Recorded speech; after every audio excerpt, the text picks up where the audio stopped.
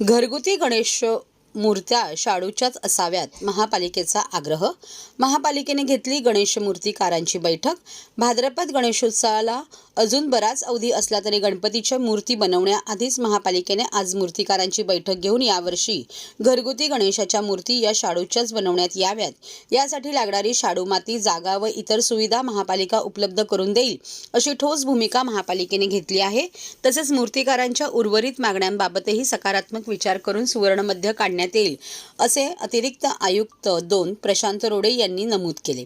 ठाणे महापालिकेतील कैलासवासी नरेंद्र बल्लाळ सभागृहात आज 22 फेब्रुवारी मूर्तिकारांची बैठक आयोजित केली होती. या बैठकीस उपायुक्त वर्षा दीक्षित, मुख्य पर्यावरण अधिकारी मनीषा प्रधान तसेच ठाण्यातील बहुसंख्य मूर्तिकार उपस्थित होते.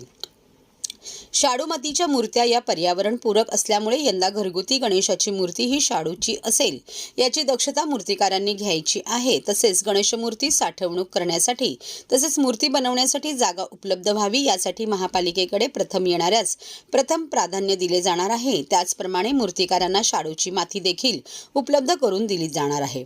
मूर्तिकार किती मूर्ती घडवणार आहेत, किती साठा करणार आहेत, याची सर्व माहिती महापालिकेस देणे बंधनकारक असणार आहे. नागरिकांमध्ये याबाबत जनजागृती व्हावी, यासाठी कारखानदारांनी कारखान्यात फलक लावावा. प्लास्टर ऑफ पॅरिस ऐवजी पर्यावरणपूरक असलेले गणेशमूर्ती बनवण्याबाबतचे आवाहन देखील अतिरिक्त आयुक्त 2 प्रशांत रोडे यांनी यावेळी केले.